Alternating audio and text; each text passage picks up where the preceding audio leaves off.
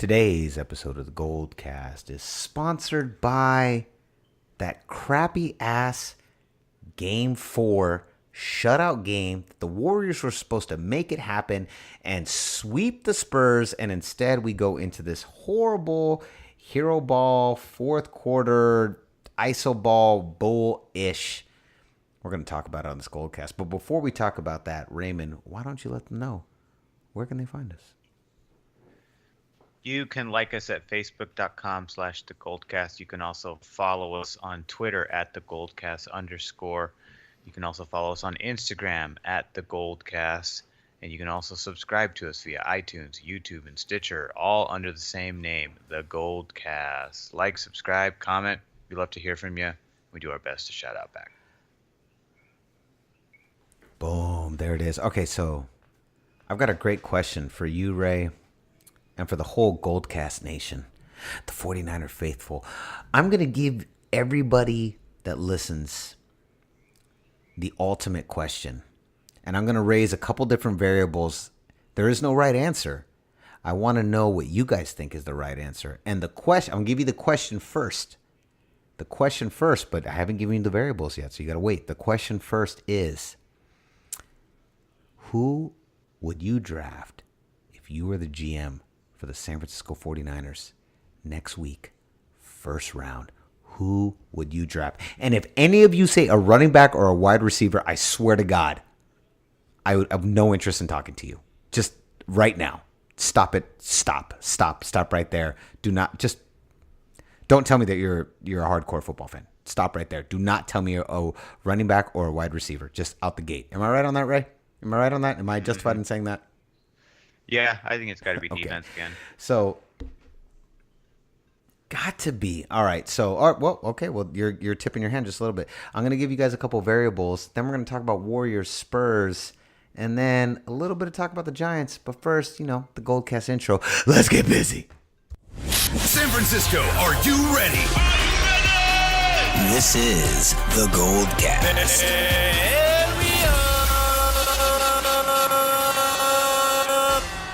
Boom!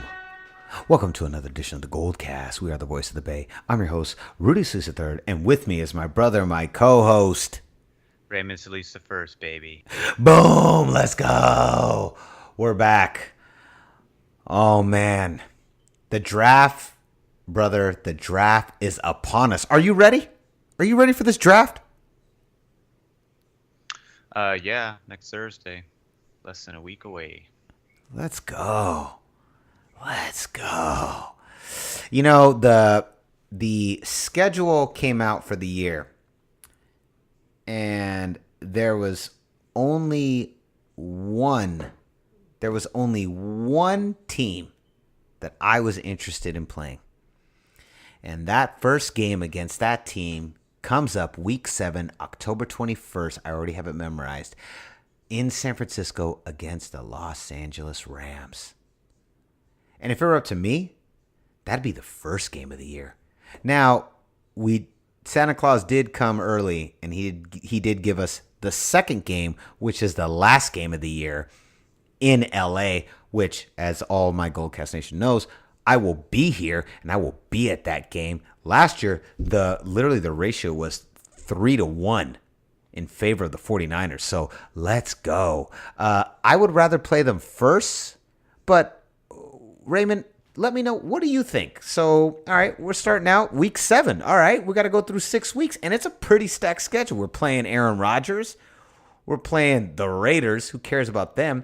Then we're playing Seattle at the end of the year twice in a span of 3 weeks. I want to hear your thoughts. What do you think about the new schedule? And then we're going to get into the draft. I think it's fine.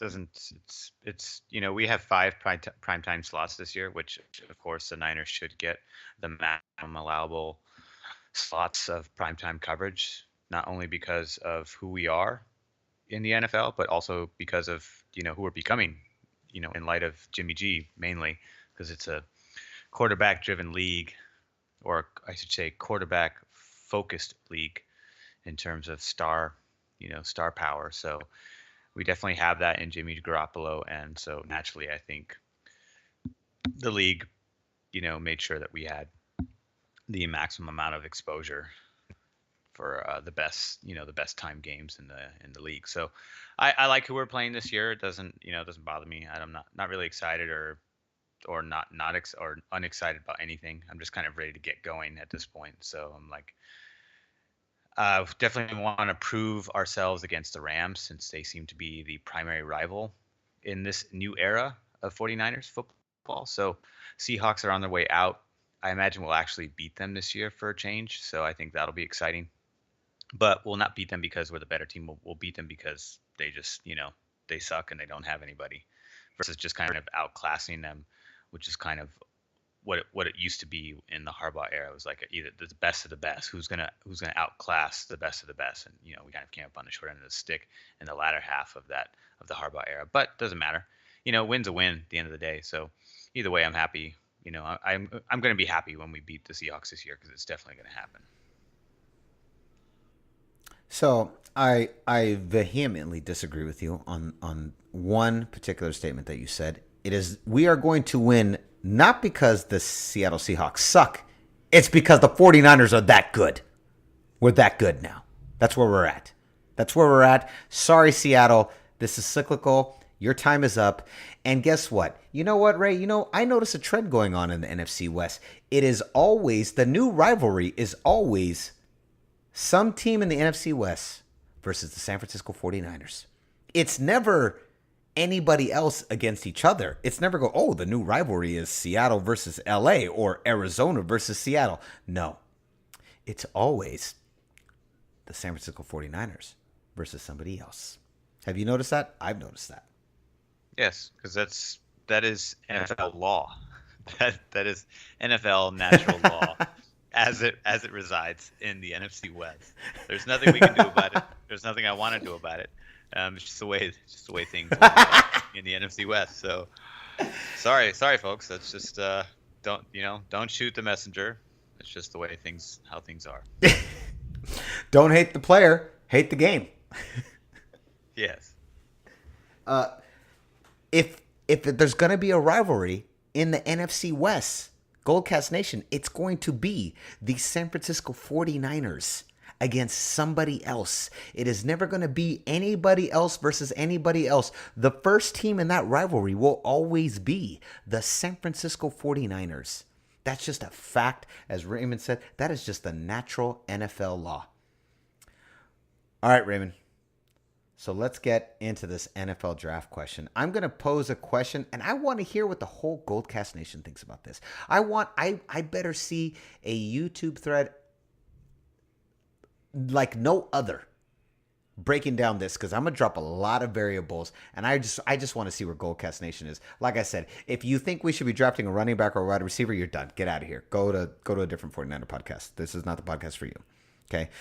So There are three names. There are three names that have been floated around as the three top players, the three top prospects that the 49ers want to draft. Number one, Quentin Nelson. No one thinks he's going to be there. Most people think the Giants were going to get him, although lately they're saying the Giants aren't going to get him. Quentin Nelson, the guard out of Notre Dame. Roquan Smith, linebacker out of Georgia. Tremaine Edmonds, linebacker out of Virginia. So here's the question I pose to the whole GoldCast Nation, including my brother, my co-host, Raymond Solis the First. So the question is this. You are the GM of the San Francisco 49ers. You have full control. And the 9th pick in the draft comes up. And guess what? All three players are available. Quentin Nelson, Roquan Smith, Tremaine Edmonds, all available. Now let's talk about the variables. The Los Angeles Rams, who we already were talking about them, everybody considers to easily be the greatest threat to the entire hierarchy of the NFC West and arguably the entire NFL. They had a tremendous offseason and they primarily focused on stocking up their defense. They also gave away two picks, including a first-round draft pick for Brandon Cooks. We only gave away one pick for Jimmy Garoppolo, second-round pick, but I digress. So They stocked up their defense. We are most vulnerable at the guard position in San Francisco. We have an opportunity to pick up Quentin Nelson, who is widely considered to be the number one guard, the number one offensive line player in the draft. Do I know this firsthand? No. You know why? Because I don't watch college. Who gives a shit about college? I like watching men play. I'm not interested in the amateurs. That's a hot take. That's a take for another day. So, next, but at the same time, the Los Angeles Rams have bulked up their defense. Clearly, in free agency, their number one focus was to bulk up the defense. Marcus Peters, Aqib Talib, Ndamukong Suh. I don't even know if I can ever say that guy's name right. And I just like let my tongue like fall down like 3 flights of stairs. Ndamukong Suh. I don't even know if I'm saying it right. So maybe the play there is now that, I mean, I think we can clearly, confidently assume that Reuben Foster will not be here. And even if he is going to be here, he can't be trusted. He kind of seems like for more than half the season. I mean, he literally, Raymond, he's kind of like this era's Aldon Smith minus the accolades. So we can't trust him. And I think as a fan base, we've already learned not to trust players like that. So here we go. So now we're in a position, you're in a position here where you have a choice. You have a choice. You are the GM of the San Francisco 49ers. Congratulations. You're the GM, and you have an opportunity to either stock up or are most vulnerable to protect Jimmy G from that crazy defense that so far only exists on paper. Or you address the biggest hole in our defense, which is the linebacker, and you get a replacement for Reuben Foster, which is either Roquan Smith or Tremaine Edmonds. I apologize if I'm getting the names wrong. They're spelled kind of funky. So, Raymond, I ask you, I want to preface this for the whole GoldCast Nation. I told Raymond ahead of time I was not going to tell him the parameters of this question until I dropped the question because I wanted to lay out all the scenarios for him. We get a guard that shores up the most vulnerable part on the offensive line to go against what might be the nastiest defense in the NFL, or we address what arguably is going to be the biggest hole in our defense, which is linebacker, and we go out and we get the best linebacker in the draft. Raymond, you're on the board. You're on the clock. What do you do? You're the GM. I think you get Quentin Nelson. And the reason why I say that is because you just made, with the exception of Kirk Cousins' contract, Jimmy G, was the highest paid quarterback up until Kirk Cousins' contract. So either way, he's still the highest paid asset on the team that you just invested into for 5 years. So I think it makes sense that if all 3 of those players are available at 9, then you get the player that can help that asset, thrive more, and also sustain his health. Okay, so let me stop you right there. Now, right before we went into the intro for the GoldCast, you said defense was where you were going first. What changed your mind between that point and this point? Was there something I said? And I'm just asking. I'm not being facetious. I'm genuinely asking. I'm saying, what happened? But you said defense first. Then I lay the whole scenario out for you, like all the different variables that I'm seeing. So what about that conversation changed your mind from offense to defense, and why? Because you said all 3 players were available. So when I was thinking about it, I was like, if all 3 players are available, I think you go offensive line. Because it was a sore spot last year. And even though Jimmy Garoppolo's throwing speed is very, very good, and it's one of the reasons why it's probably the main reason why our sack count went down once he took over in the latter quarter of the season. Even despite that, the NFL is the NFL. People are going to catch up. They're going to watch tape. They're going to learn his timing. and try to adjust to it. That's what the NFL does, and they can do that not only on they can. It doesn't takes only takes a season for the league to catch up to you, and in a lot of other cases, especially in your own division, it can only take weeks for a team to catch up to you. So in that regard, I think the countermeasure would be to just simply play better at the guard position, at the position where you are yielding the most sacks. So we already took a step in the right direction by getting a far better center. So that's going to shore up a portion of the interior line, which is great. That's really good.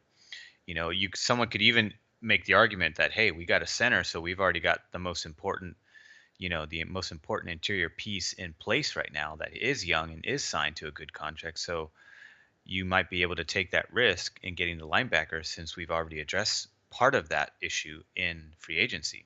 I could see that argument too.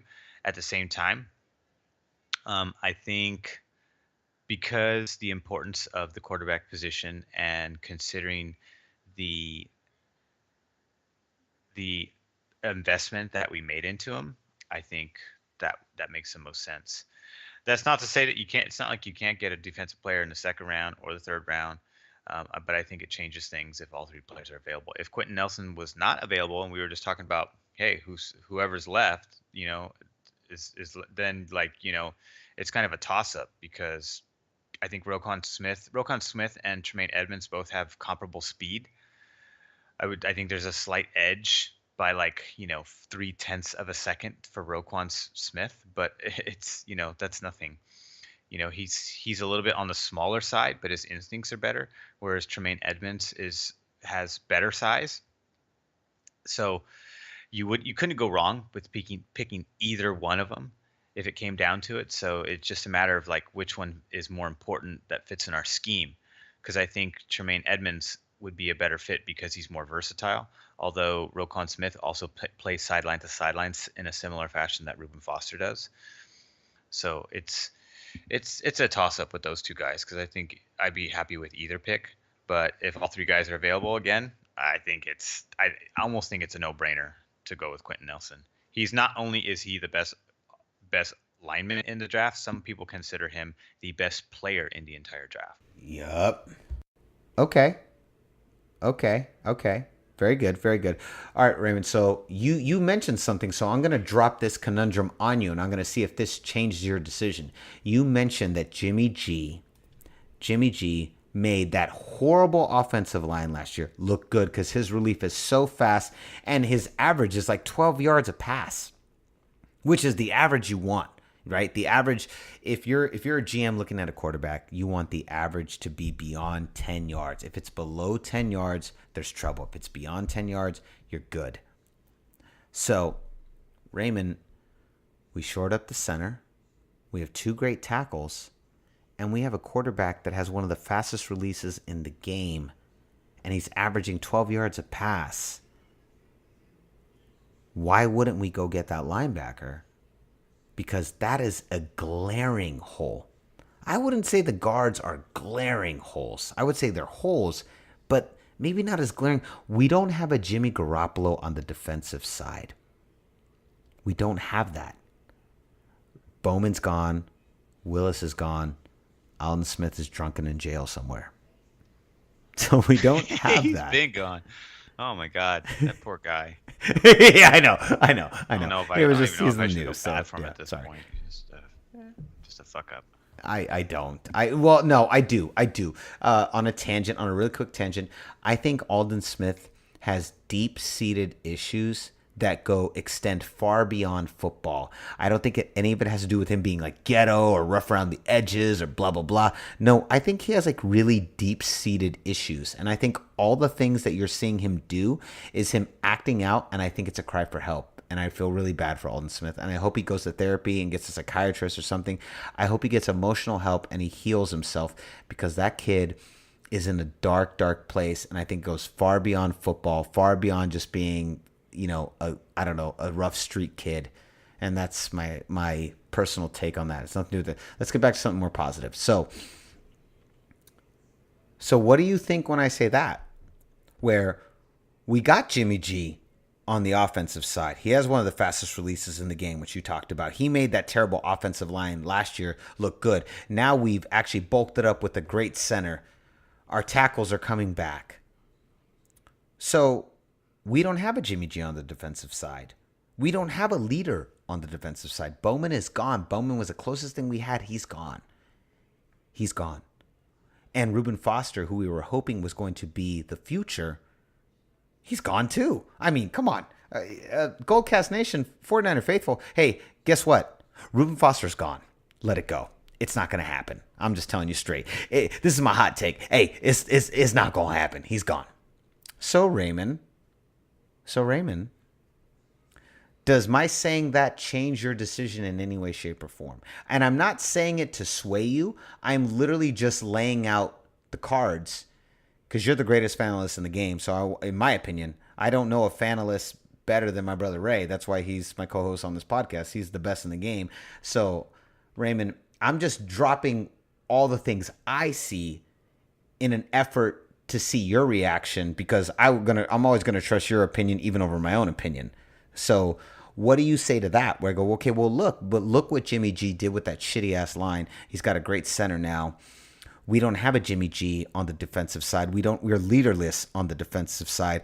We're going against it. Who's going to stop Gurley? Let's go back to the LA Rams. So who's going to stop Gurley? So we're talking about getting Quentin Nelson to stop that monstrous defense that the LA Rams have put together during the offseason. What about the LA offense? Who's going to stop Gurley? We got to talk about Jared Goff, Cooper Kupp. Who's going to stop these kids? So what about drafting possibly the best linebacker in the draft to stop Gurley, to get at Jared Goff? You know, to make it hard to throw to Cooper Kupp. So what do you say to that? What's your thoughts to that I just posed? I want to hear what you think. Well, it's similar to the counter argument I presented because we did get a center, and you could say that hey, our interior is actually improved with the center, so why not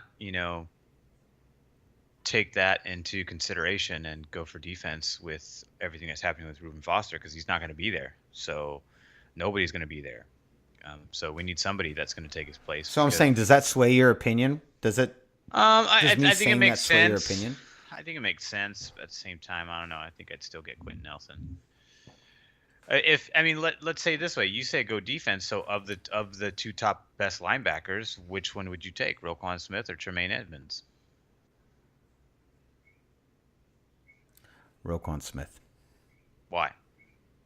Why him? Because of his ability to go north and south. But so you did a great thing. So you posed the question back to me. So what would I do? So now I'm the GM of the San Francisco 49ers. I'm on the clock, 9th pick of the draft, and I've got these three players available to me: Quentin Nelson, Roquan Smith, Tremaine Edmonds. So what does Rudy Solis III do? You know what I do? Can you guess? What do you do? You pick defense. Quentin Nelson, baby. Guard. What? Quentin Nelson. I'm sorry. Yep, I do. I go guard. After everything I just told you, I go guard. You know why? Because when you have a quarterback at the level of Jimmy Garoppolo, you do not let him get touched by anybody on the defensive side. I'm sorry. A quarterback is the most important position in football. It's the hardest position to play in all of American sports. It's harder than anything in baseball, harder than anything in basketball, harder than anything in football. It is the hardest position to play in all of American sports. And when you have a quarterback like Jimmy G, that is that transcendental. And he's got a situation where, people are talking about, the Niners might regress. Bullshit. Let me tell you why the Niners are not going to regress. All right, let me get on my high horse right now. Here we go. GoldCast Nation, listen up. Okay, Jimmy Garoppolo in the first game of the year was like playing with 30 plays? He's had an entire offseason to memorize everything Kyle Shanahan has got. And not only that, Kyle Shanahan has had an entire offseason to develop a whole new offensive system based on Jimmy Garoppolo's strengths. And not only that, you now have Jerick McKinnon up in that bitch. And he can do way more than Carlos Hyde. So what's that going to bring? I'm gonna tell you this. The offense that we laid out last year, you can kiss that goodbye. Because that's not going to be the offense that we have this season. Not even close. You're not even going to recognize what's happening in the offense this season. So the 5 games you have of Jimmy Garoppolo, great, sure, yeah, whatever. Look at him, study him, whatever. That's not going to be what's there later.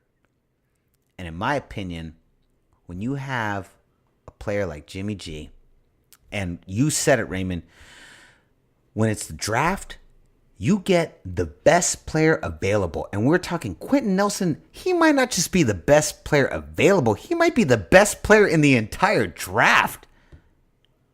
And you shore up at least one side of that line and you basically lock it down so that nobody touches Jimmy G on that side. And you let Jimmy G do his thing on the other side. I'm sorry.